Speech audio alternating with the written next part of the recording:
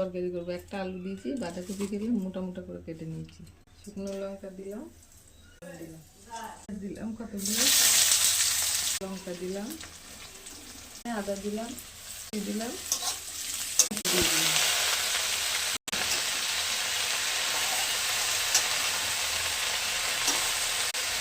লবণ দিলাম, হলুদ দিলাম, একটু চিনি দিলাম, টমেটোটা দিয়ে দিলাম। আগে ধনে পাতা দিব, একটু ধনে পাতা দিয়ে দিলাম। এইভাবে বাঁধাকপি ভাজা করবেন।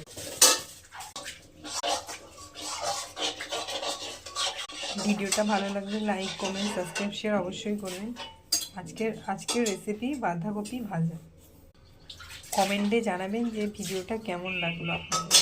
অবশ্যই ভিডিওটা কার কার ভালো লাগলো কমেন্টে জানাবেন। ধন্যবাদ।